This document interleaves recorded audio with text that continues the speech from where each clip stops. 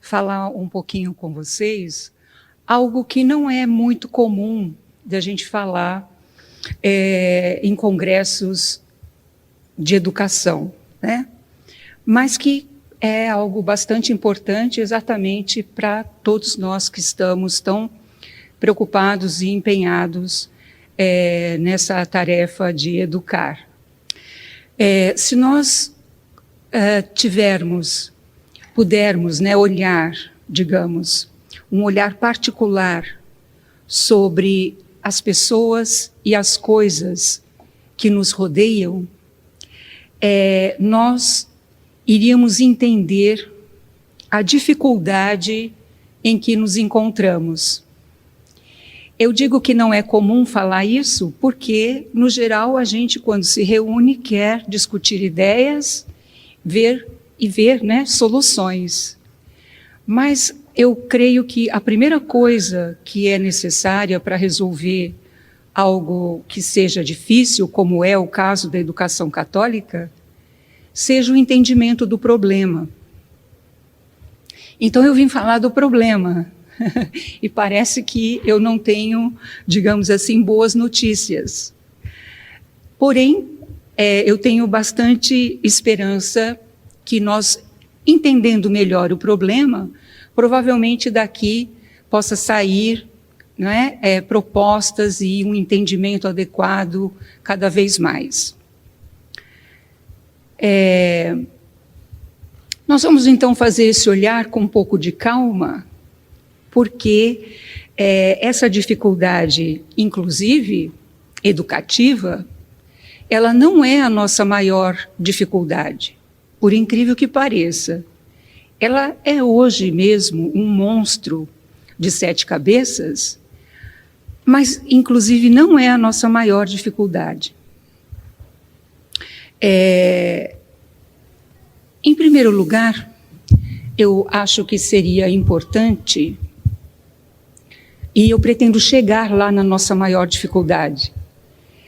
Em primeiro lugar, eu acho que seria interessante a gente fazer uma distinção entre educação e ensino, que são coisas diferentes, né? Não são a mesma coisa. Educar é conduzir no sentido de oferecer um desenvolvimento integral, né, da pessoa, para que ela consiga desenvolver plenamente a sua personalidade, por exemplo, né? A educação cabe formar o caráter, cabe refinar os sentimentos, permitir o desenvolvimento das virtudes, não é? Com vistas, inclusive, à excelência humana, porque só assim, dizem os filósofos, seremos felizes na excelência da nossa natureza. No entanto, é isto que se torna hoje bastante problemático. E isto foi abandonado, digamos assim, né? Ensinar, por outro lado, digamos, de uma forma simples, a arte de transmitir conhecimento e de instruir, de apontar, né? De direcionar. Então é diferente. Por quê? A educação, educar, é dever e missão dos pais, da família.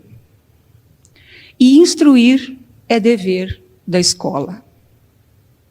Sim, a escola, ela é necessária. E com a graça de Deus, né, nós a construiremos, a escola católica. Mas o grande problema hoje encontra-se, a meu ver, na família, na questão da família, né? Porque foi exatamente sobre ela que desabou a tempestade. Que eu não sei se vocês perceberam, nós estamos enfrentando uma intempérie como nunca antes.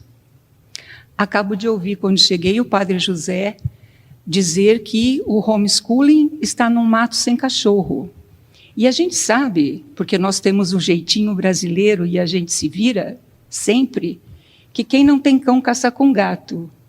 Mas parece que para nós o que sobrou foram os ratos, né? Então a coisa está muito mais distante de resolução do que a gente imaginaria.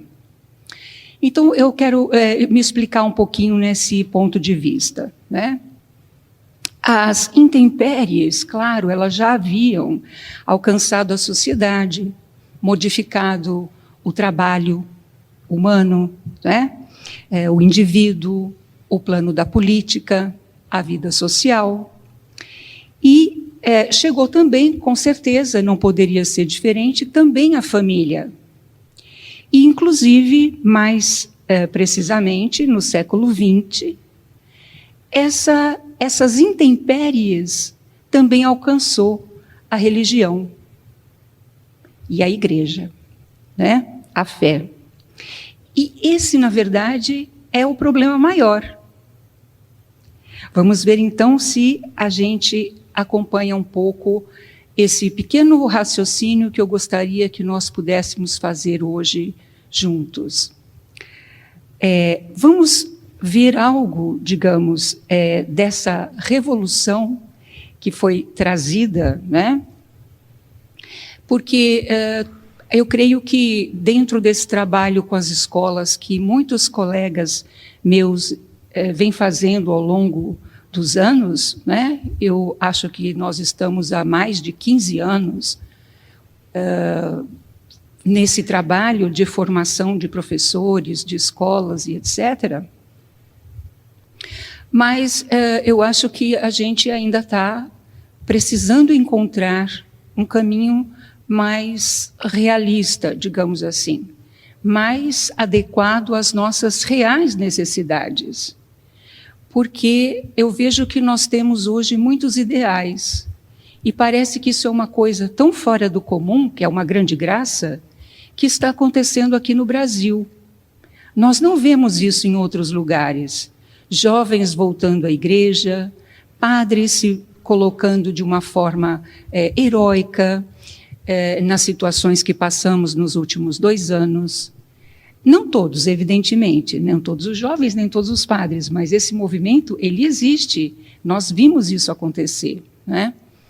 E, em função disso, a gente, quando pega uma palestra para ouvir, e hoje, por causa da internet, existe um material farto, a gente fica até animado quando escuta, né, o pessoal falar, o professor Felipe Neri tem tantas boas ideias, e todas as pessoas que estão nessa área têm contribuído muito.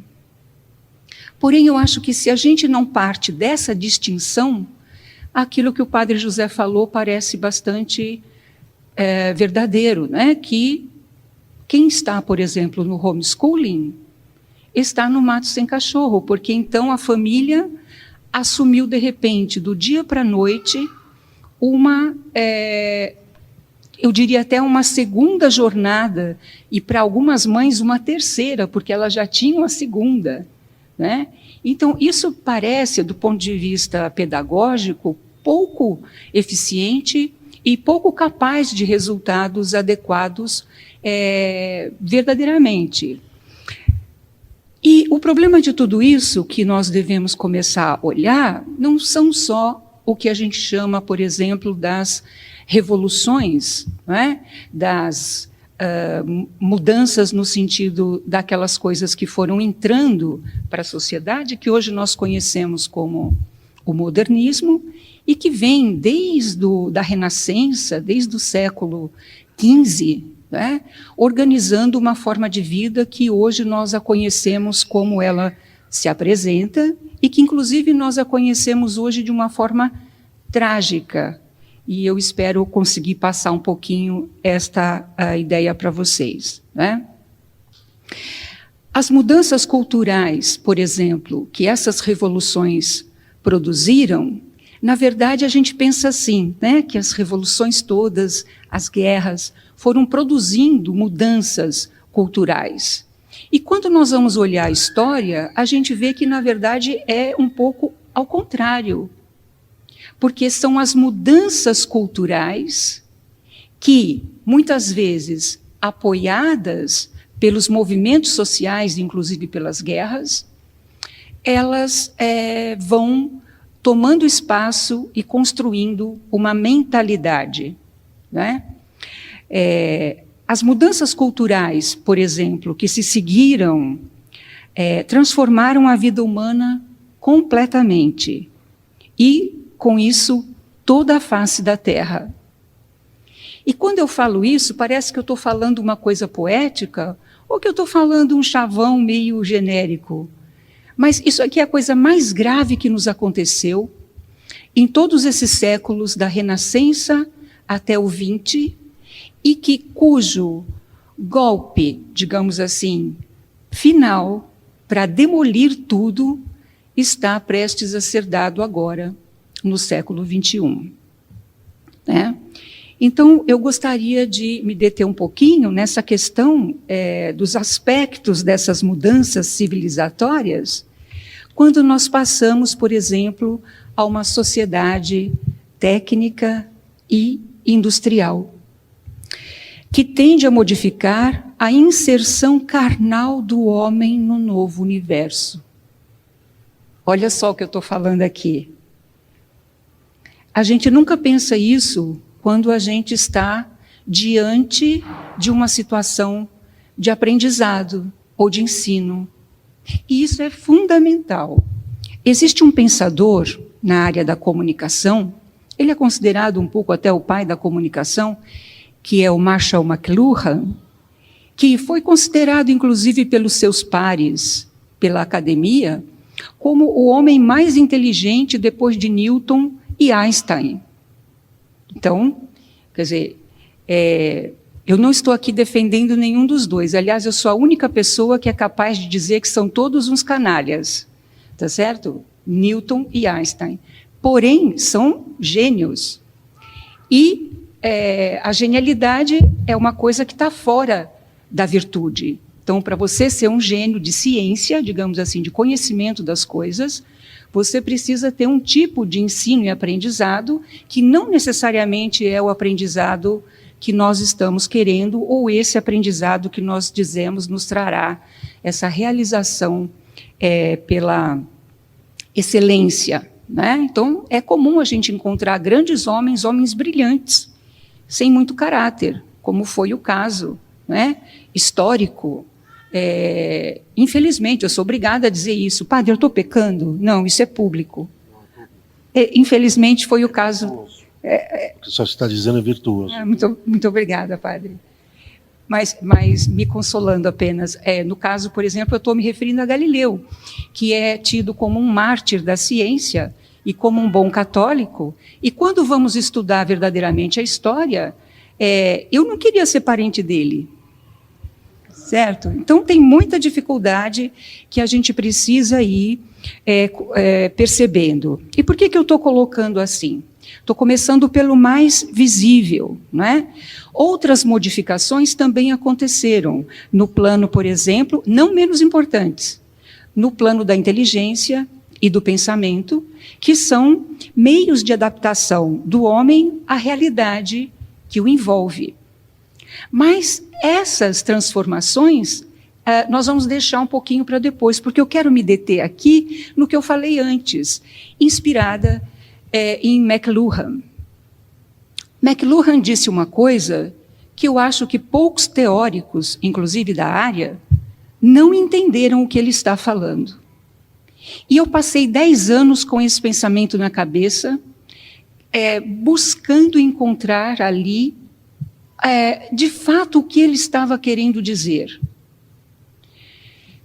E ele teve muitas críticas, principalmente ele foi muito criticado pelos filósofos da escola de Frankfurt, mas ele teve um papel fundamental para explicar coisas que eu acho que até hoje estão pouco explicadas, porque as pessoas não estudam muito essa área da teoria da comunicação. Ele disse uma frase que entrou para a história, que todos aqui, talvez a maioria deve conhecer, quando ele colocou que o meio é a mensagem. Então, o que ele quis dizer com isso, né? Isso é uma coisa tão fora do comum da gente meditar, que eu queria mostrar um pouquinho, se eu conseguir, porque o nosso tempo também é pequeno, a gravidade, a importância de um pensamento como esse. Quando McLuhan diz que o meio é a mensagem, significa que não importa mais o conteúdo. Significa que nós estamos numa forma civilizatória completamente alterada, por exemplo, da anterior. Inclusive, ele faz, num dos seus livros mais brilhantes, chamado A Galáxia de Gutenberg, onde ele faz uma análise histórica, né, da passagem de uma sociedade que ele chamaria de oral, uma sociedade tradicional, e para uma outra que ele está chamando da sociedade tecnológica, que vai ser a sociedade da escrita, né? Uma sociedade visual. Porque depois da prensa, da máquina de produzir livros, inventada por Gutenberg, houve uma revolução na experiência humana com a realidade. Eu tenho perguntado para os alunos, muitas vezes, quando nós vamos estudar Hugo de São Vítor, que os vitorinos hoje estão em cartaz, a gente fica muito feliz com isso. Nós estamos mais ou menos há 25 anos estudando os vitorinos. E eu pergunto para os alunos o seguinte: escuta, o que você acha? Hugo de São Vítor, ele era tão fora do comum, tão brilhante, por que ele escreveu uma arte de ler e escrever? Será que precisa um tratado para aprender a ler e escrever? Como assim? Não é? E nós nos esquecemos que nesse período ainda em que está Hugo de São Vítor, e a gente poderia demarcar basicamente até Santo Tomás de Aquino, de Santo Tomás a gente pode ver ali já uma espécie de um divisor, mas um pouquinho anterior ali na Idade Média, a gente vê que existia uma experiência com o conhecimento e com a vida espiritual completamente diversa daquela que a gente imagina. E o McLuhan conta nesse livro, por exemplo, que muitas vezes a gente se surpreende, mas que ninguém lia para si mesmo. A leitura sempre foi feita, desde o início do cristianismo, em voz alta. Primeiro porque não existia o livro. Então você imagina, um livro que precisa ser manuscrito, copiado à mão, uma Bíblia, além de caríssima, ela leva tempo. Então o mosteiro, ele tinha 1, 2, 3 cópias, mas os monges, por exemplo, aprendiam de cor a Sagrada Escritura. Primeiro porque tinha a necessidade de meditar a palavra de Deus e não encontrava isso disponível como hoje nós entendemos, né? Hoje nós abrimos um aplicativo, tem a Bíblia inteira lá, e a gente não é capaz de guardar uma única frase dela às vezes. Então, isso é um grau de decadência dessa cultura do papel, digamos assim, que nós precisamos analisar melhor para entender o buraco em que caímos, né? Então, nesse sentido da dificuldade de perceber essas mudanças, né, nós também não encontramos as soluções. Então, quando alguém diz, por exemplo, que na escola católica tem que aprender virtudes, que na escola católica tem que ler todos esses grandes teóricos, santos padres, filósofos incríveis da vida cristã, nós esquecemos algumas coisas, esquecemos que tudo isso que nós admiramos, que nós desejamos e que é algo verdadeiro para o nosso coração, não pode ser adaptado à forma de vida que nós temos hoje. Eu não tenho a solução, eu tenho pensado nela. Eu acho que ninguém a encontrou ainda, mas ela é necessária, ela precisa ser formulada, não é? Por quê? que eu estou dizendo isso. Então eu vou falar agora algumas coisas que eu vou chocá-los um pouquinho, mas também paciência, vocês não vieram até aqui para ficar tão acomodados assim. Até o século XIX, o homem estava presente no mundo através de seus olhos e de seus ouvidos, que se harmonizavam sem muito esforço com os ritmos da vida cotidiana. Os horizontes da existência eram próximos e familiares. Os moderados progressos não tinham ainda desequilibrado as relações do homem com o mundo. Porque hoje eu acho que a gente pode entender que existe um desequilíbrio muito grande. E que, inclusive, o sistema tenta nos fazer engolir goela abaixo, como diziam antigamente, esta história do meio ambiente, da proteção do planeta e etc., que é uma tragédia, que não tem nada a ver com a própria realidade universal que as pessoas que estudaram sempre aprenderam e que as pessoas virtuosas sempre conheceram. Então, isto é uma coisa importante de começarmos a perceber. E até mesmo porque estamos dentro desse sistema totalmente desse, digamos, homem tecnológico, né? O McLuhan, lá no livro, ele faz uma divisão desses dois momentos da história, antes do livro e depois do livro. Ele diz o seguinte, que antes a leitura tinha uma objetividade, porque todos ouviam alguém que estava lendo. Depois disso, um dos aspectos que ele vai tratar é que aquilo que era a subjetividade passa a ser o ponto central. Sendo que hoje a gente chama de subjetivo tudo aquilo que está distante da verdade, porque é aquilo que é do indivíduo e não necessariamente de todos os indivíduos. Então nós entramos em tantas confusões que seria interessante a gente pensar um pouquinho essa questão de que nós estamos moldados por uma tecnologia muito mais perversa do que aquela que McLuhan analisou. E McLuhan analisou de forma muito especial a televisão. Então, esse aspecto de uma vida que o homem tinha até o século XIX, totalmente ainda, em que as medidas das coisas eram humanas, e a gente vai ver, né, as coisas eram marcadas assim, uma polegada, uma braça, enfim, medidas humanas. Hoje nós temos um mundo em que a medida não tem nada a ver mais com a gente, é outra medida. A arquitetura deve passar mal com essas coisas, mas é verdade. Então, todas essas mudanças que foram ocorrendo, que eu não vou entrar agora nisso, mas é uma mudança que a gente pensa que não é significativa, mas ela é fundamental, né? Que começou lá atrás com a máquina a vapor, depois veio o telégrafo óptico, depois o outro, e foi indo, e aí Graham Bell inventa essa coisa magnífica que é o telefone, né? Então as distâncias vão se encurtando mesmo. E hoje com a rede, com a internet, então a nossa capacidade é quase que ilimitada de comunicação.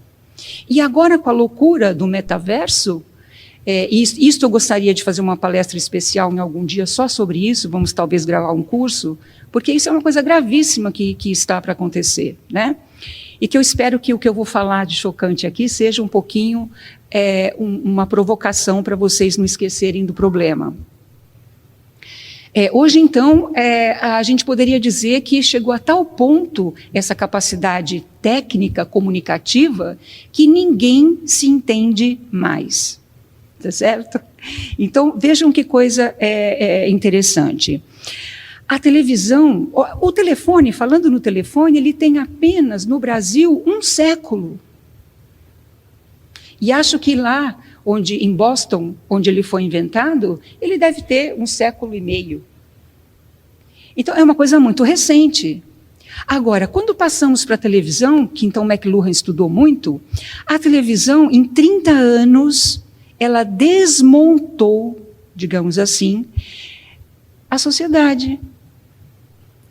Ela conquistou um lugar importante no emprego do tempo da maioria da população. E existe um trabalho interessante feito nos Estados Unidos por sociólogos na década de 80 e 90, em que eles fizeram um levantamento dos estudantes, no sentido de que eles queriam entender sociologicamente o que estava acontecendo, porque os jovens não eram capazes de ler um único texto informativo. E hoje tem uma coisa que eu sempre vejo no Facebook, que é assim, a pessoa vai colocar o aviso de ela vai vender um bolo de cenoura, custa tanto, em tal hora, em tal lugar. E aí as perguntas são assim, do que é o bolo? Quanto custa? Onde você vai vender o bolo? Né? Então, assim, você pensa que isso é uma coisa que os sociólogos estão achando que não tem importância, ou que é uma coisa só acadêmica, mas isso entrou na vida de tal forma que as pessoas não conseguem mais ler. Né? Gravíssimo. Então, não tem só o problema da leitura, tem também a leitura do problema, que não é feita mais. Certo? Então, eu queria que nós pudéssemos perceber um pouquinho, em primeiro lugar, essa questão de que o estilo de vida moderno... Bom, eu só quero dizer, antes de continuar, que é muito comum a gente encontrar grandes pensadores hoje, boas pessoas, católicos, pesquisadores, que têm a seguinte ideia: a ciência é neutra. A tecnologia não é o problema da tecnologia. A tecnologia atômica seria uma coisa ótima, a Alemanha que o diga. E que a Alemanha desligou, né, todas as usinas e agora eles vão morrer de frio, porque eles não têm mais o gás, provavelmente da Rússia. Então, eles fizeram essa loucura aí, digamos, de colocar primeiro todas as usinas e agora retiraram todas as usinas. Mas você vai ver todo mundo defendendo as usinas atômicas, dizendo o problema não é a energia atômica, é a forma como ela é usada. Você vai ver, por exemplo, agora nós tivemos essa grande discussão sobre as vacinas, isso é uma coisa gravíssima também, e que alguns médicos, alguns pesquisadores avaliaram que sim, que a vacina de RNA ela tem alterações, ela pode provocar alterações genéticas irreversíveis. Então, essas coisas, mas quando você vai usar isto, dizendo o seguinte, mas olha, com esse sequenciamento dos genes que agora nós conseguimos fazer, uma doença rara poderia ser identificada em algumas horas, quando antes a gente levaria anos para diagnosticar. E outra coisa é que, além de poder diagnosticar rápido, a gente tem a técnica para ir lá cortar um pedacinho do DNA e botar outro para corrigir aquilo. Isso já é feito. Né? Então, essa questão ela é fundamental de nós entendermos. E aí vão dizer o seguinte, não, eu me lembro da discussão das células-tronco, em que eu precisei me esconder a uma certa altura do debate, que diziam o seguinte, não, o problema não é a questão de você poder usar a célula-tronco, é como que isto vai ser utilizado.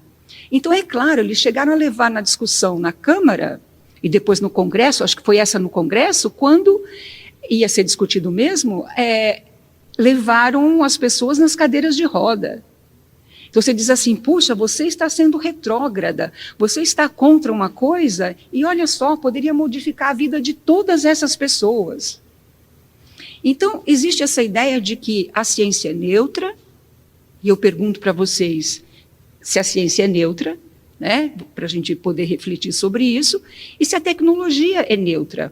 Porque se nós entendermos o que McLuhan está falando, e se nós soubermos avaliar os resultados de determinados meios de comunicação, como, primeiro, o rádio, que foi atroz, e segundo, a televisão, nós ficaríamos com o pé atrás agora com isto que está sendo apresentado para nós como a internet virtual, como o metaverso. Né? Nós nos revoltaríamos com aquilo que está sendo oferecido para nós se nós entendêssemos o que está por trás.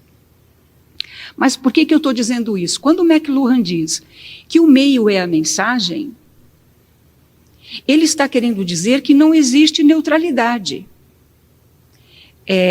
como antropóloga, eu vi uma experiência, 40 anos atrás, isso talvez mais, né, quando eu estava ainda na faculdade, que o pessoal visitava muito o Xingu, e uma vez um casal trouxe com ele as crianças e foram ficar na casa de uma antropóloga que era minha conhecida, e eu fui fazer só o trabalho de levar, trazer essa coisa assim, de motorista. Mas foi a coisa mais impressionante, que quando essas crianças foram apresentadas à televisão, elas riam. E a gente não entendia o que estava acontecendo. A minha amiga e eu. Porque elas não enxergavam o que estava passando na televisão. O que elas viam? Os chiados. Sabe quando a televisão sai do ar? Porque aquela captação de ondas elétricas que o cérebro precisa fazer para a gente enxergar uma coisa como a televisão, porque aquilo tudo é uma coisa construída, como vocês sabem, né? Aquela imagem não está lá, ela é um conjunto de pictons que foram programados eletronicamente e que o cérebro, como uma antena, capta. Então, hoje, uma criança nossa, com meses, diante da televisão, ela vê. Tá certo? E ela está exposta a isso desde bebê. Mas aquelas crianças indígenas que estavam aqui do Xingu pela primeira vez diante de uma televisão, elas levaram um tempinho, 2 ou 3 dias, para entender o que tinha na televisão para ser visto. E eu fiquei tão impressionada com isso, que aí me chamou muito mais atenção essa questão que, então, eu estou trazendo para vocês, de que o meio, ele não é neutro. O meio é, em si, a mensagem. Tanto que hoje, quando a gente vê currículo nas escolas, você vê que não interessa mais o conteúdo, você tem que formar o aluno em determinadas capacidades, né? Você tem que instrumentalizá-lo para determinadas atividades, mas pouco interessa o conteúdo que você está usando. Apesar que eu usava um conteúdo que eu fui demitida. Eu fui demitida de todas as escolas católicas que eu trabalhei. Mérito. Em 20 anos, padre, todas. Mas veja bem, mas eu não estou me queixando, foi tudo muito bom, sempre. Então, eu queria que nós pudéssemos pensar essa estrutura da vida humana, em primeiro lugar, com os pequenos e com o corpo. Então, eu não vou apresentar para vocês mais um programa de virtudes. A virtude não se aprende na escola. A virtude, pelo tipo de coisa que ela é parte da educação. E ela depende, com os pequeninos, do exemplo dos pais. E como os pais também estão formados pelo sistema de comunicação que nós estamos todos formados, então, nós, de fato, estamos no mato sem cachorro e sem gato, sem nada. Até o rato sumiu. Não sei o que vai sobrar, né? O que sobrou. Então, eu gostaria de refazer esse caminho um pouco rapidamente. Eu não tenho tempo, hein, padre? Quanto tempo? Mais uns 15 minutos. Nós temos até meio-dia. 15 minutos. 15, 20 minutos para a senhora discorrer, depois de algumas perguntas. Tá bom, obrigada. Então vejam. Eu não vou, então, entrar nessa questão da vida intelectual, da formação de virtude, da vida de contemplação e etc., porque tudo isso... Porque, como diz o povo, o buraco é mais embaixo. Então, vamos começar a entender como nós somos. E o primeiro grande problema foi esse que eu citei aqui, né? Que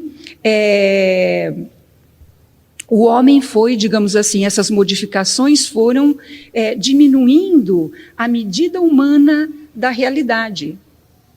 E o homem acabou se perdendo. Agora, o que eu gostaria de um dia poder explicar, melhor que não vai ser hoje, é que isso não é uma coisa espontânea. Isso foi produzido ao longo da história por forças específicas dentro do processo civilizatório. Nada que acontece no sentido da vida humana é por acaso. E principalmente aquilo que ocorre no sentido das ideologias e das mentalidades, das formas de cultura que o homem vai reproduzir, tudo isso é previamente pensado. E tudo isso está dentro de uma luta muito maior, que às vezes nós nos esquecemos, que começou, e eu acho que aí está o início da técnica e da ciência, quando os anjos caíram. E depois sobrou para Adão e Eva, e hoje nós estamos tendo essa conversinha aqui, a consequência, né, da busca de um conhecimento, e que é o que nos faz falta, mas que não vai ser aprendido na escola, né? Adão e Eva foram atrás do fruto da árvore do conhecimento, que havia sido interditado, que é o fruto do conhecimento do bem e do mal, e que os anjos tinham, mas para o homem estava interditado, porque ele tinha uma coisa muito superior, ele podia se alimentar da árvore que estava no centro do paraíso, que era a árvore da vida, que é nosso Senhor Jesus Cristo. E nós esquecemos isso completamente. Nós estamos falando em virtude, em contemplação, em sétima morada. Gente, eu sou colérica, eu fico brava. Exatamente porque tem coisas tão primeiras que a gente não está fazendo, como aquela história de que diz, puxa, as pessoas estão invadindo a igreja, quebrando o sacrário, olha como é que nós estamos sendo violados, né? E eu me pergunto, e os católicos, o que eles têm feito em relação à adoração de nosso Senhor Jesus Cristo que foi abandonada? Jesus está lá no sacrário todos os dias para nos receber. E nós estamos fazendo tantas coisas, porque o homem moderno, inclusive tecnológico, ele adora estar ocupado.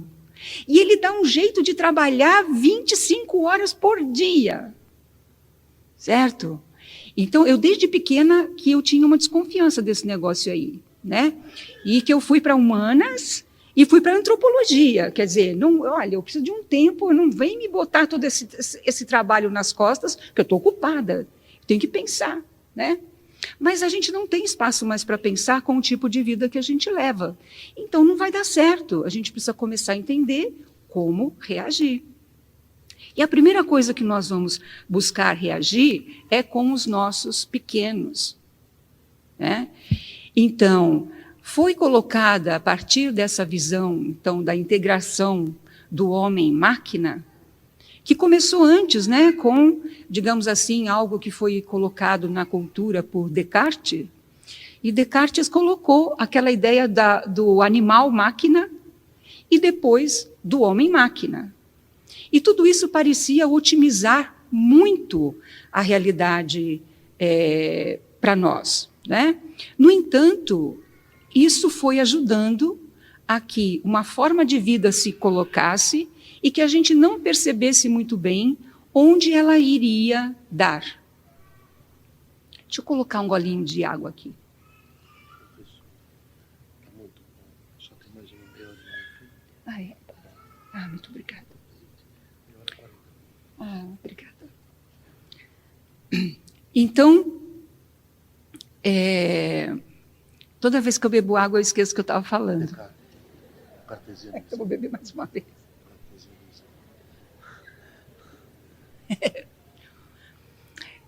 Essa contribuição, né, que Descartes, então, deixou, de que há uma teoria toda que passou, então, para o animal-máquina em geral e do homem-máquina em particular, né, vulgarizada, então, pelo filósofo, apaixonou durante mais de um século a imaginação e a inteligência, por exemplo, dos grandes mestres da medicina. Se nós entrarmos na história da medicina, tem algumas histórias que eu gosto de estudar, né? Eu gosto de estudar, por força da área em que eu estive quando era jovem, essa questão da comunicação. Mas eu gosto muito de estudar também essa questão do desenvolvimento humano. E que é uma coisa fascinante, que a gente que está querendo entender a educação tem que primeiro ir entender como é que se deu isto que se chama o homem, né? Como é que é a sua natureza. E, nesse sentido, eu gosto de estudar a história da medicina. que tem coisas ali muito fora do comum. Estudei, né, uma época a história da medicina. E vocês sabem que até o final do século XV, era proibido que se abrissem cadáveres. Porque aquilo que Deus ocultou ao homem é parte do plano do mistério ou invisível e que o homem não deve adentrar. Então, no entanto, a dissecação de cadáveres, ela começa no século XVI e não parou nunca mais. E agora nós estamos colocando em pessoas corações de porcos, né? Isto é o mínimo, isso é para dizer o mínimo, isso é o que já está sendo divulgado, porque isso eu nem posso falar aqui agora, mas, enfim, a medicina se utilizou muito desta ideia que veio pela filosofia, digamos assim, moderna, e que foi construindo um entendimento deste homem que não é mais propriamente humano. E por isso ele pode sim ser aberto. E por isso nós vamos ficar muito felizes quando alguém nos salva. Evidentemente que isso é um progresso, né? Porque você então consegue determinadas capacidades que, evidente, você morreria lá no século XVI ou XVII.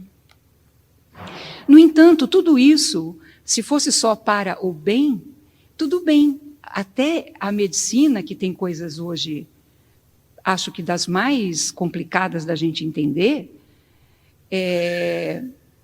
a gente aceitaria também. Mas o fato é que quando nós olhamos a coisa de um outro ângulo, nós não podemos aceitar.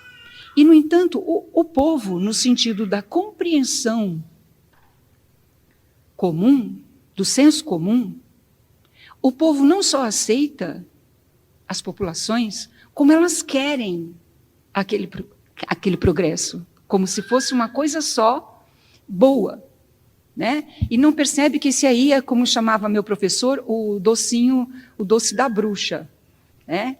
Que parece uma coisa deliciosa que você vai receber, mas experimenta comer, né? Então, eu queria colocar essa questão de que o problema do conhecimento é um problema seríssimo, que não pode ser deixado na mão das ideologias como ele está hoje, mas que também não é responsabilidade dos pais, né? Agora, o problema da formação de um ser humano, do nascimento até a sua vida adulta, isso sim é aquilo que os pais e também os mestres católicos deveriam estar preocupados. Então, eu vou agora usar um pouco essa questão de que a primeira coisa que nos transformou profundamente começou por esta confusão com a vida, com o encaixe nosso na realidade universal. Então, nós nem percebemos mais o universo de uma forma adequada, ou seja, humana. A Revolução Copernicana nos trouxe uma visão do mundo em que a Terra se tornou um planeta, na verdade um planetinha, girando no espaço, e que nós somos uma poeira no meio de inúmeras e inúmeras galáxias. Eu queria dizer para vocês que tudo isso, infelizmente, é falso. E eu digo infelizmente porque a maioria das pessoas, elas não estão preparadas para perceber por que a Terra não é um planeta, uma bolinha girando no espaço. A Terra, em primeiro lugar, ela é um reino criado por Deus, um mundo onde todas as medidas foram dadas pelo homem. Por isso Deus chamou Adão para nomear todas as coisas. E há uma integração tão grande entre o homem e a natureza, entendida aí como aquela parte, digamos, visível da criação que pode nos levar ao Criador, não é? E que foi retirada. E nesse sentido é que eu disse que nada é espontâneo, por acaso. Porque a primeira coisa que se destruiu, inclusive no cristianismo moderno, principalmente, foi esta digamos, essa rejeição da natureza. Como se o corpo não tivesse importância, porque a carne é o que nos leva ao pecado. E ela tem que ser, inclusive, combatida. Ok, tudo bem, mas nós não podemos ser maniqueístas no sentido de que nós vamos olhar para o homem de carne como se ele fosse algo a ser descartado. Fosse assim, Deus não fará, no final, a ressurreição dos corpos. O problema é que nós não fomos mais capazes de entender muito bem, na existência cotidiana, o que é a vida do corpo. E hoje em dia isso é uma coisa gravíssima, e um entendimento que falta, né? Por quê? Porque, na verdade, nós estamos nos entendendo como animais. E não tem parâmetro de comparação entre a vida humana, que também é vida animal, mas não só, né? O homem não é um híbrido, que de um lado juntou-se o animal, o macaco, e do outro o anjo, e ele é inteligente. Não é, isso seria um híbrido. O homem tem uma unidade, ele é um composto de matéria e forma, de corpo e alma, e isto é tão perfeito dentro da criação como Deus nos fez, que nós seremos recuperados, digamos assim, reestruturados no nosso corpo, na ressurreição. Então, isso é uma coisa tão fora do comum, que eu acho que quando a gente é católico, eu me converti verdadeiramente de adulta, tinha 30 e poucos anos. Eu era aquele católico meia boca, que a família toda vai nas festas e tal, mas que não é uma vida católica, né? E eu comecei a fazer essas perguntas, e a gente fica meio abismado quando diz, mas como? Quer dizer que então é o meu corpo? É o meu corpo? Como assim eu vou ser ressuscitada no meu corpo? Como assim um dia eu vou encontrar nosso Senhor Jesus Cristo? Como assim? Certo? Então, o cristianismo, ele é uma coisa que ultrapassa a nossa capacidade de homem tecnológico moderno. Nós precisamos encontrar de volta uma espécie de vida religiosa e piedosa, pelo menos mínima, para que nós possamos ir adquirindo novamente esses valores religiosos que não será a escola que vai nos dar, e que nós rezamos e queremos que uma escola lá na frente possa, inclusive, ter. Mas que se trata de uma outra coisa, né? Então, São João Crisóstomo diz o seguinte, que nós devemos educar as crianças à vida religiosa, no sentido de uma abertura que elas possuem para a vida religiosa, desde o berço. E que a criança tem uma abertura para o espírito que, num determinado momento, se fecha. E sabe qual é o momento que ele marca? Isso vai chocá-los. Aos 3 anos. Aos 3 anos, a gente, quando tem um bebê, até os 3 anos, ele é tratado como um bichinho, como um animalzinho. Eu me lembro que uma vez uma aluninha de catequese, quando eu ainda dava aula para as crianças, chegou para mim e disse, professora, hoje eu fui dormir que nem cachorrinho. Eu achei tão interessante, eu não sabia como é que era dormir que nem cachorrinho. Eu falei, mas como assim? Como é que você dormiu? Sem rezar, professora. Eu achei o máximo, porque, de fato, o cachorrinho não reza, mas ela rezava todo dia. Então, a gente, por exemplo, quando a criança tem 3 anos, o que você já ensinou para ela? No máximo ela sabe o Pai Nosso, Ave Maria, ela já fica quieta na missa, sei lá.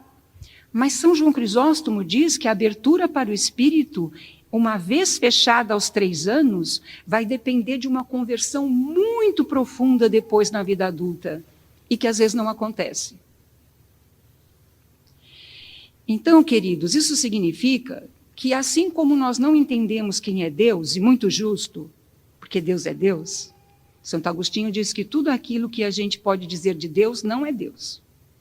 E é verdade, a gente começa, a teologia natural permite que a gente enxergue muitas coisas sobre Deus, mas Deus é um grande mistério, nós nunca vamos alcançar um conhecimento de Deus, a não ser esse que nos é dado pela graça, o conhecimento de nosso Senhor Jesus Cristo, de que São Paulo fala tanto em suas cartas, e que isso receberemos pela graça, né?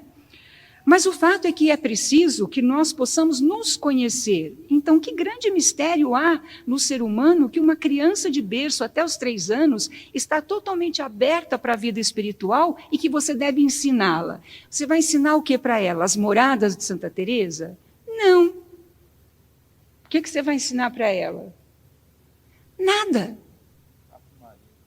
Não, Ave Maria nessa fase dos 2, 3 anos, porque eles gostam. Você dá um terço bonito, feito de fuxico. Para uma menina de 2 anos, ela reza o dia inteiro. Tá certo? A minha neta foi assim.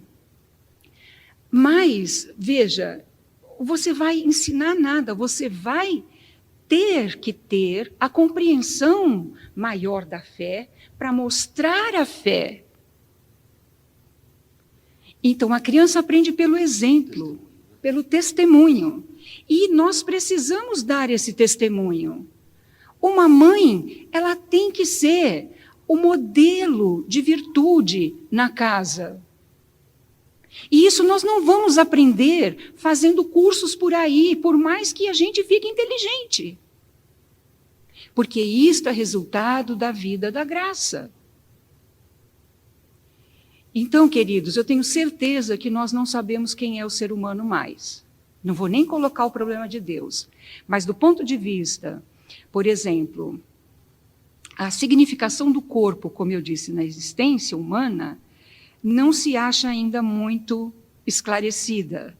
E, no caso, a nossa alma, então, onde ela está? Para muitos ela nem existe, ou ela nem é acessível. Né? Então, se nós que somos um composto, temos uma unidade de corpo e alma, nós não sabemos nem o que é o corpo, nem o que é a alma, como é que nós queremos educar alguém? Como é que nós queremos praticar virtudes? Então, isso aí é uma espécie de, digamos, de ignorância nossa que precisa ser vencida. E como a gente faz isso?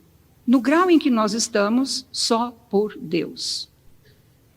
Então, não é a educação clássica, ela ajuda.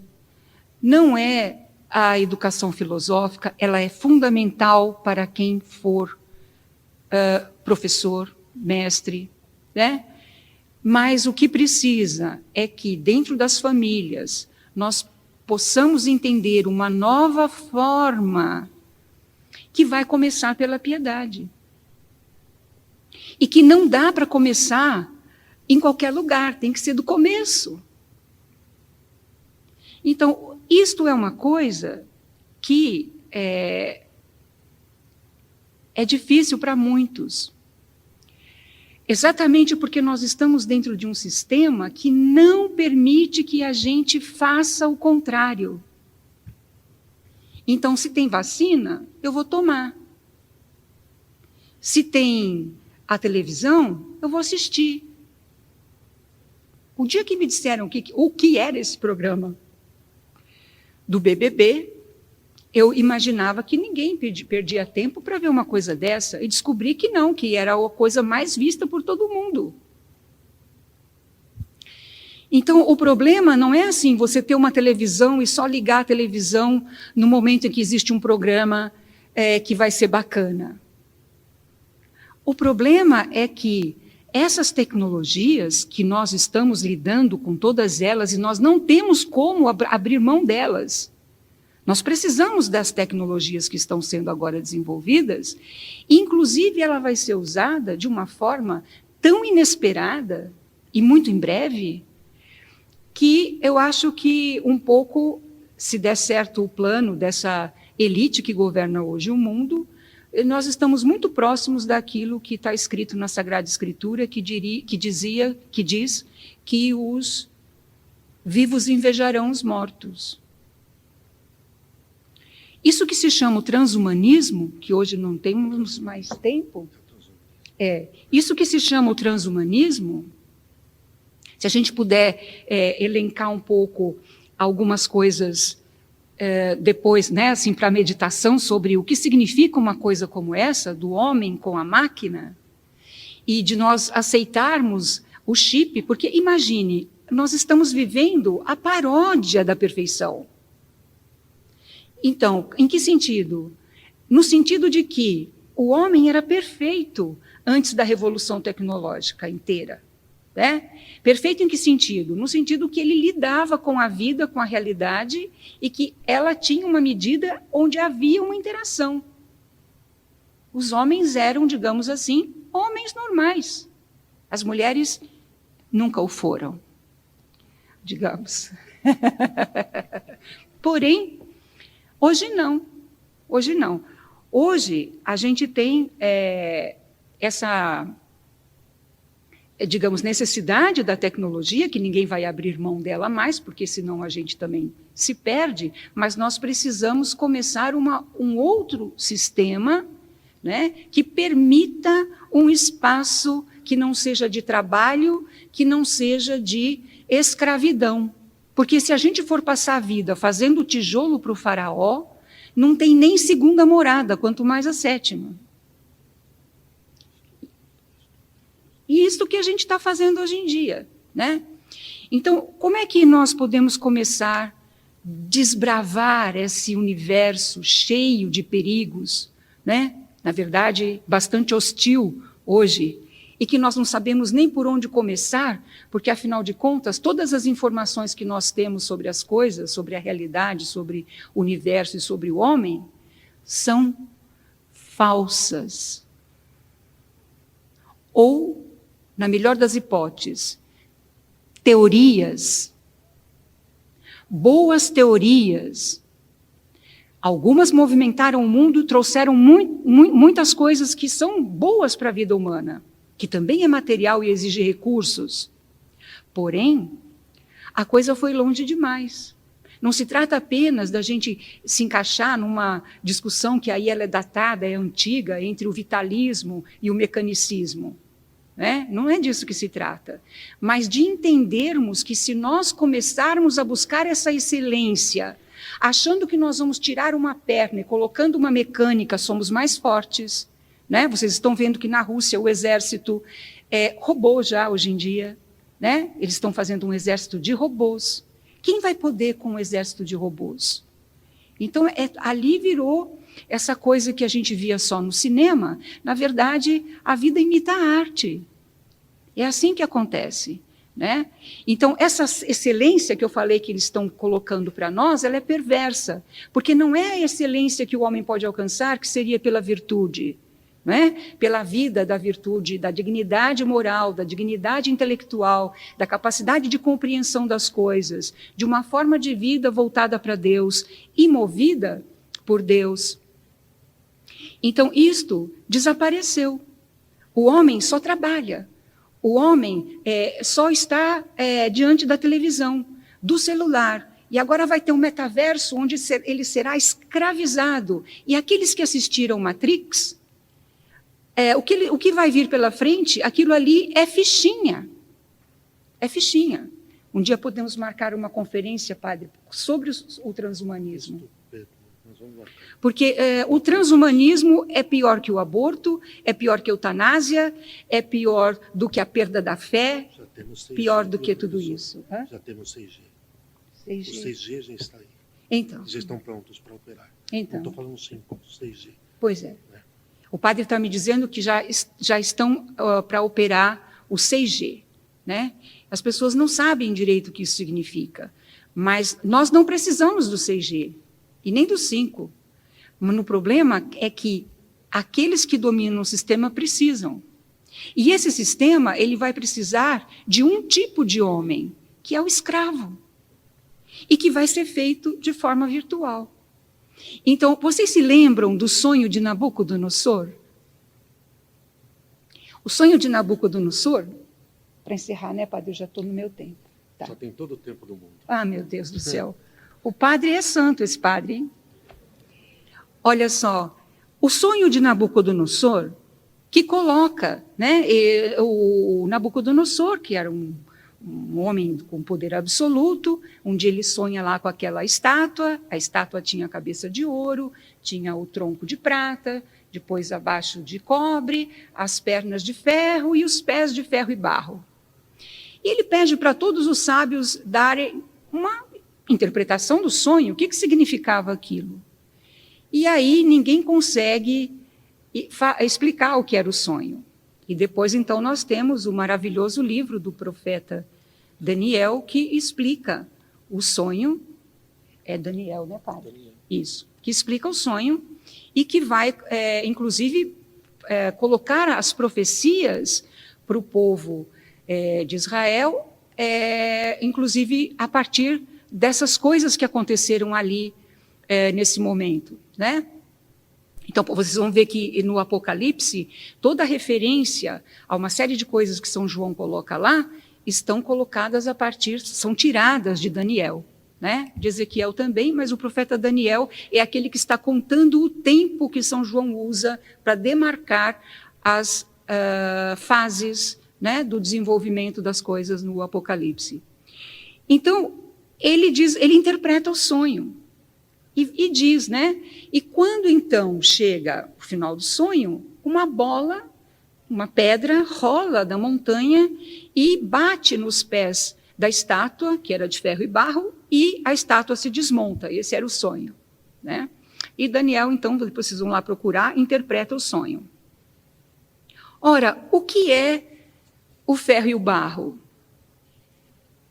Então, a gente tem toda uma descrição dos impérios que se passaram, né? Desde o início até o Império Romano, que é o de ferro, e até o que nós estamos começando agora, que então nós poderíamos dizer se o transhumanismo, quer dizer, essa capacidade de juntar o homem para que ele seja mais perfeito, mais inteligente, né? Quando alguém diz que você tem que ser mais inteligente, mas não liga se você é mais caridoso, fuja. Então, essa é uma perversão, né?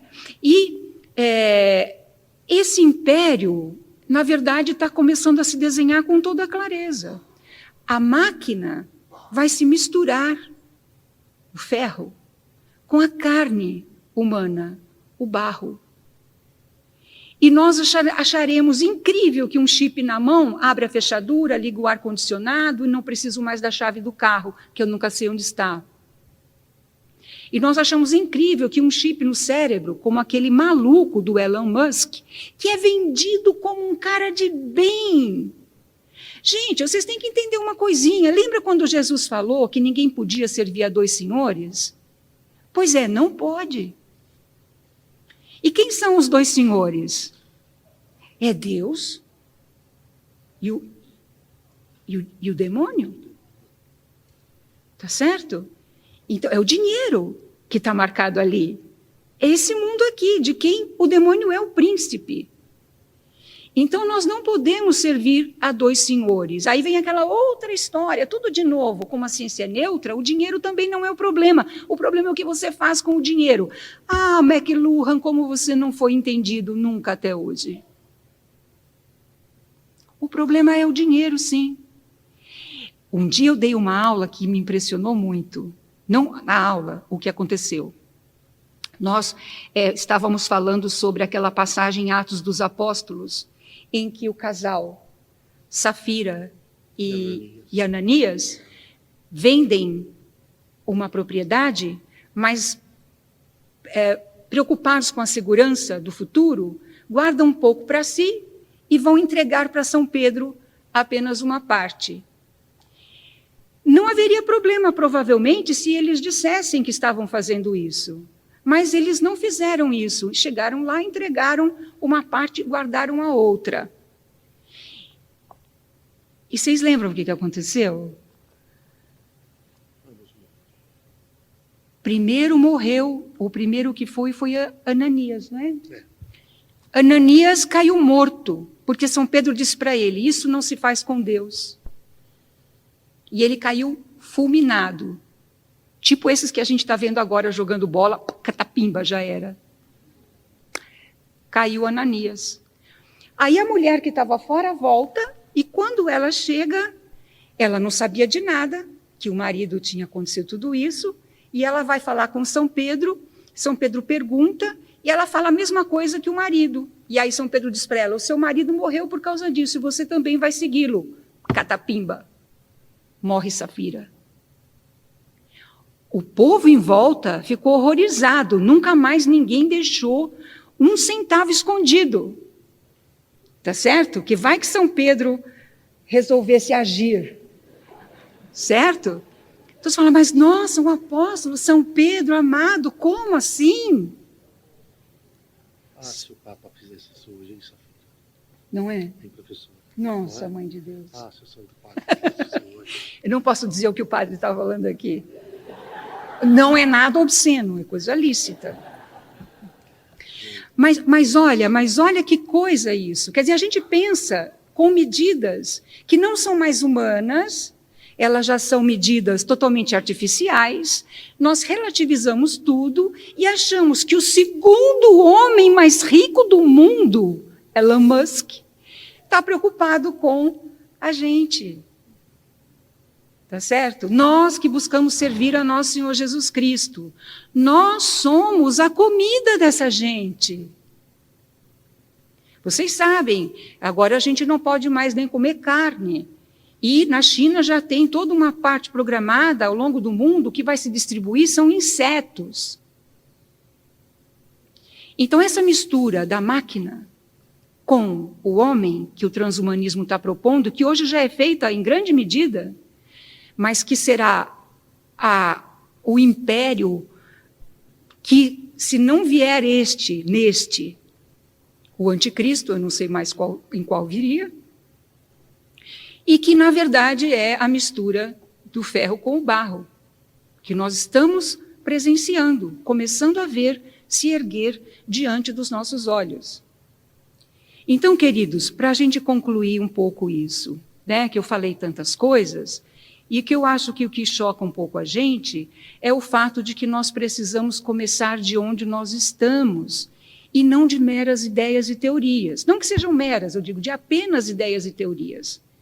Então, a criança, ela é o corpo. E ela tem uma alma, que se ela então é batizada, é santa. Então, aquele bebê que você colocou no berço, ele é santo. E quando ele acorda, ao invés de você rezar com ele, ou de você mostrar para ele a imagem da Virgem Maria, ou de você ir tomar um pouquinho de sol com ele e mostrar o quanto Deus é bom, que nos deu todas as coisas, você coloca ele na televisão que você está ocupado para fazer almoço, etc. Né? Não estou culpando as mães, eu estou dizendo que é assim que a gente vive, mas que nós temos que encontrar uma saída. Porque tem outra coisa que eu preciso falar um pouquinho, rapidamente então para encerrar, é que a criança, ela vive pela inteligência. A inteligência, quando a gente estuda a filosofia faz toda a diferença. Porque ela nos permite entender como nós somos, como operamos. Existe uma capacidade humana que a inteligência tem de perceber as coisas de forma imediata. Ela não percebe exatamente a essência das coisas de uma forma perfeita, como a inteligência que raciocina faz. Mas ela é capaz de perceber as coisas de uma forma direta e imediata, e que depois, então, vai se traduzir em todo o processo cognitivo dos sentidos para a imaginação, da imaginação para o intelecto agente, para o intelecto possível. Né? Mas, independente disso, a criança tem uma inteligência interativa, digamos, com a realidade, que é perfeita. Tanto que você diz para a criança que uma coisa é uma coisa, e se ela não conhece a mentira, ela acredita que uma coisa é uma coisa. A criança não conhece a mentira. Toda a realidade é real para ela, porque ela está inserida na realidade pela inteligência. O imaginário dela é pequeno ainda. Ela vai ter que formar. Ele vai começar a ser formado, na verdade, lá próximo da idade da razão, entre 5, 6, 7 anos, em que ela começa já a juntar as coisas do senso comum. Mas a criança não tem imaginário. A imaginação dela é pequena. Ela tem essa inteligência imediata da realidade que é capaz de fazer com que ela viva inserida na realidade. Então, se você apresentar para ela Nosso Senhor Jesus Cristo da forma correta, Nosso Senhor Jesus Cristo existe para ela verdadeiramente. No seu caso, adulto, vai depender da fé que você tem. No dela, não. Então, nós não sabemos mais lidar com as crianças, porque nós não temos mais o entendimento da vida espiritual, da vida humana, como de fato ela se dá. Então, eu acho que nós deveríamos fazer esse esforço por aí. Nós vamos estudar, mas não estudar coisas que estão muito avançadas lá na frente. Vamos primeiro estudar a nossa história, vamos estudar o problema da comunicação humana, por exemplo. Isso aí, eu digo os professores, né? Eu digo quem está na área de educação. Você não pode querer educar sem você fazer a reflexão que McLuhan fez sobre, por exemplo, a televisão. E agora, então, com a internet. E agora, então, com o metaverso. Bom, você precisa, de fato, se armar de muita paciência e de alguns livros e de algum tempo e começar a estudar. É um estudo para recuperar uma visão de mundo que se perdeu e que é católica, que é cristã. Porque nós somos, hoje, homens pagãos. E, diferentemente, para encerrar, dos pagãos da antiguidade, eles acreditavam em deuses. E nós não acreditamos mais em nada. Porque nós pensamos que acreditamos, mas a nossa fé é uma fé tão pequena que ela não é capaz de mover a verdadeira esperança e nem de nos colocar na verdadeira caridade. Então, a primeira coisa que a gente precisa para educar pais, professores, é a fé. A fé, ela não depende de nada além do nosso querer. E o fato é que nós pensamos que queremos, mas, no fundo, nós não queremos. Eu tenho essa escola do Rosário, que nós formamos junto com a confraria, Nossa Senhora da Esperança, em que as pessoas chegam lá e começam a querer rezar o rosário. Elas adoram rezar o rosário, querem rezar o rosário. Então, vamos lá que nós vamos rezar o rosário aqui. E a gente está fazendo uma forma de oração com o rosário em que se pode aproveitar todos os princípios da vida de oração que o rosário contém, a oração vocal, a oração mental e etc., com a prática do rosário. Em 3, 4 meses, ou ela está convencida de que ali tem um negócio que ela nunca imaginou, ou ela simplesmente esquece e nunca mais volta. E vai continuar rezando o rosário de qualquer jeito, né? Então, assim, a gente pensa que quer rezar, a gente pensa que confia em Deus, mas na hora em que a gente precisa olhar uma coisa e dizer, não, eu não quero isso, nem para mim, nem para minha família, a gente é obrigado a aceitar o chefe, o sistema, a demissão, e a gente não aceita. E eu entendo que é assim, né? Então, nós precisamos começar uma forma de autoeducação enquanto pais e professores, que comece pela fé, pela vida de piedade, pela prática da oração diária, da vida eucarística, das boas confissões. E enquanto a gente não for um católico 5 estrelas, não abre mais a boca para falar nada. E eu garanto para vocês que é difícil chegar a ser esse católico 5 estrelas, o católico apostólico. Porque nós somos católicos afastólicos, diria o padre que eu confessava antigamente. Apostáticos. Oh, poxa, piorou, hein, padre? Pior que afastólicos, já evoluímos. Então, queridos, nós estamos dentro, só para encerrar, então, pela terceira vez, nós estamos dentro de uma situação tão desesperadora, porque você, como pai ou mãe, você teria que saber tudo para conseguir educar seu filho. Não só matemática, física, cálculo, química, biologia, português, né? Mas você ainda tem que entender da cultura da morte. Quem são as famílias que dominam o mundo? Por que eles fizeram a revolução desse jeito? Como é que faz para não ser enganado e não comer verme? Quer dizer, nós estamos diante de uma situação que a sociologia chamaria de barbárie. E, no entanto, nos vendem a ideia de uma civilização em que o homem vai instalar colônias em Marte.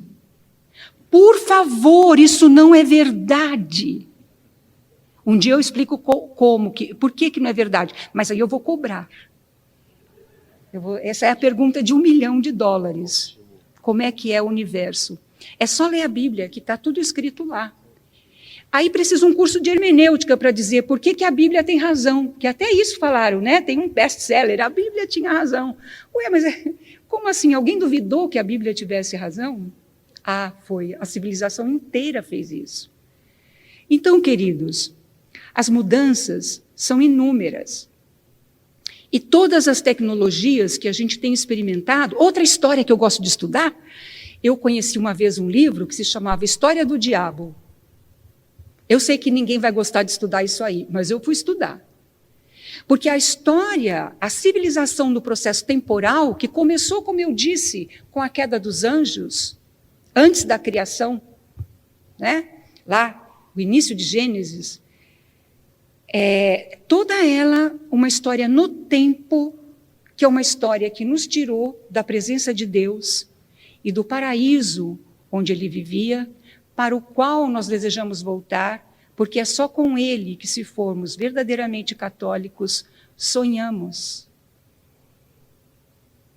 Então, queridos, não acreditem em nada do que vocês estão vendo por aí. E não tenha medo de dizer, não sei, vou me abster de opinar, vou esperar um pouquinho, talvez. Certo? A Virgem Maria, ela se calou, e a gente fala pelos cotovelos. Mas, no terço, a Virgem Maria fala. Então, a Virgem Maria é a pessoa mais eloquente que eu conheço. O problema é que nós ouvimos muitas coisas e não temos o tempo para fazer a oração onde nós poderíamos ouvir a Virgem Maria e o próprio Espírito Santo.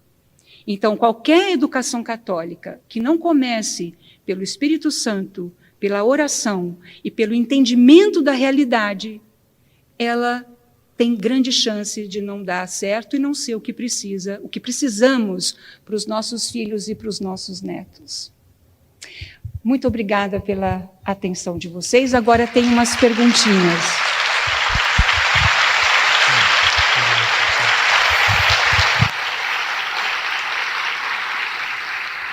Professora, eu que quero agradecer. E se a senhora me permite, não há o que complementar, mas me vieram 3 coisas à cabeça. Primeiro, tinha aquele velho sacerdote redentorista, autêntico, não falsificado. Eles já não existem mais, viu? Morreram, são parte do passado. Eu sei porque eu sei o que eu estou falando. Como toda a vida religiosa, a congregação morreu. Mas aquele sacerdote redentorista que foi o padre Albertini, falecido há uns 20 anos, professor, ele faleceu aos 97 anos, com 70 anos de sacerdócio. Um santo que rezava 3 rosários inteiros todos os dias, 9 terços, naquele momento. 9 terços, um santo. Quem ouviu pregar tinha certeza de que um santo estava pregando. Ele dizia nas missões, papais e mamães, ensinem os nomes de Jesus e de Maria no berço para as crianças. Tinha gente que nunca entendeu o que ele disse. Está aí. Ensinem os nomes de Jesus e de Maria no berço para as crianças. Depois, professora, realmente não é um complemento, é uma confidência. Depois aquele santo homem, muito apostólico, que ele conta que sua mãe, claro que mais tarde ela dirá isso a ele, sua mãe, quando amamentava bebezinho, sentada na cama. Ela tinha os Sagrados Corações de Jesus e de Maria, as imagens, sobre a penteadeira, a cômoda, e ela ia fazendo com o dedinho para ele, professora, Jesus, e acompanhava ele mamando, ele percorria com os olhinhos e apontava para o Sagrado Coração. Depois ela voltava, e ele com os olhos fixos na ponta do dedinho dela, mas mamando. Maria. Esse homem deu um grande apóstolo. Um grande apóstolo. E, enfim, realmente não como complemento, mas é pensar que, por tudo, por essa extraordinária conferência, que pediria mais e mais e mais e muito mais, talvez, professora, nunca se viu o modo operante do pão e circo levado às últimas consequências de forma tão drástica, tão vil, tão abjeta como em nossos dias, tão perversa como em nossos dias. É comer e se divertir, e a alma que termine no inferno. E o problema é que não é só a alma, o corpo também vai estar lá junto. Perfeito. Desculpa, pai. Perfeitíssimo, não, excelente. A hora que vier o juízo final, o corpo vai participar da ruína eterna. Tem uma pergunta. Primeiramente, obrigado, professora. A senhora fez um comentário a respeito de comer insetos. Eu convido a todo mundo que não tem ainda contato com o canal do Padre Wander e ouçam a homilia da semana passada. Vocês vão entender o que é comer inseto. O padre comentou na homilia da semana passada isso.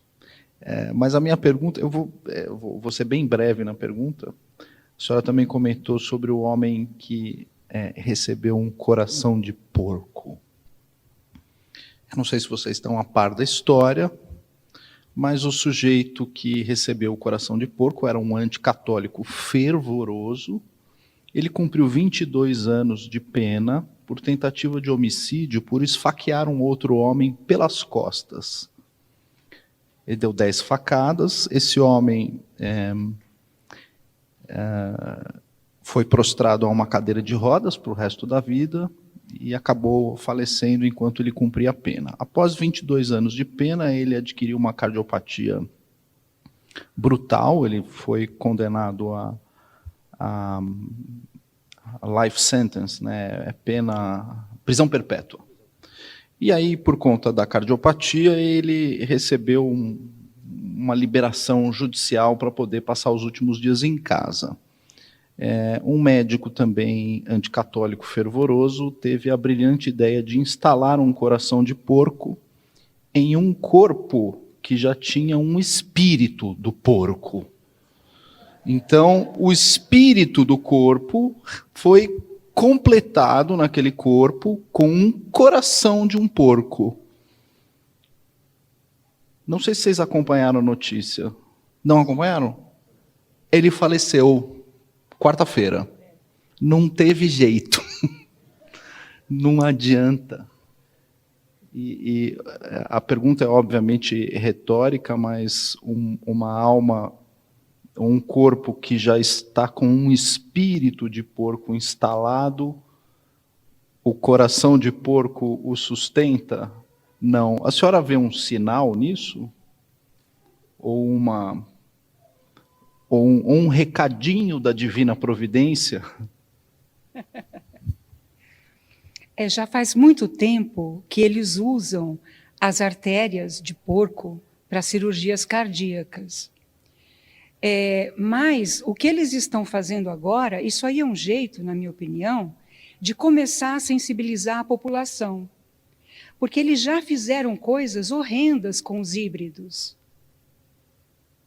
E que a gente não sabe, que o povo não sabe. Então, eles precisam ir avançando essas ideias que, na verdade, preparam a mentalidade para receber lá na frente aquilo que os gregos chamavam quimeras e que nós pensávamos que eram fábulas.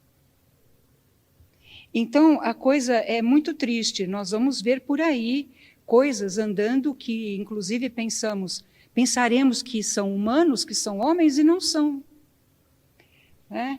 Então, um homem com um coração de porco ainda é um homem? Um homem com um espírito de porco é ainda um homem? Então, São João Crisóstomo, de quem eu gosto muito, ele dizia que nem os animais podem cair tão baixo quanto o ser humano, porque o animal ele vai até um certo limite da sua natureza, ele não tem como perverter aquilo.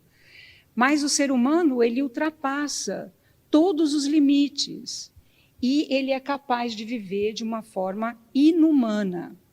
Vocês prestem atenção numa coisa que está sendo falada a título quase que de brincadeira, com a questão do recolhimento de DNA na Rússia, que teve aquela mesa gigante que as pessoas se colocaram distantes do Putin, porque... Aqui a gente fala Putin, né?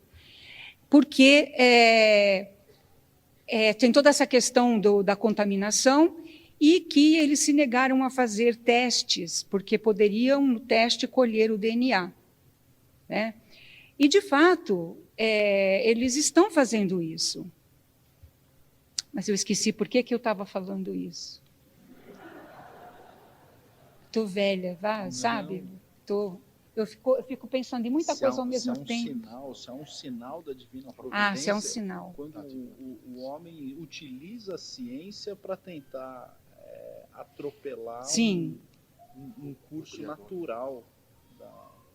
Mas eu estava querendo falar alguma coisa que era uma notícia para vocês sobre essa questão do DNA. Lembrei.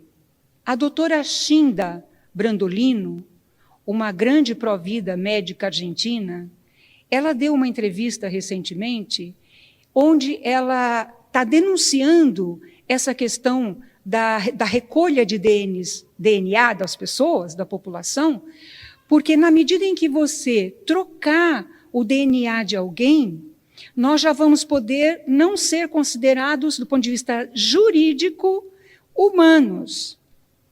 Porque você não pode patentear nada da natureza, mas se você altera a natureza com algum elemento artificial, e hoje a tecnologia já permite isso, então existe lá uma categoria que é não humano.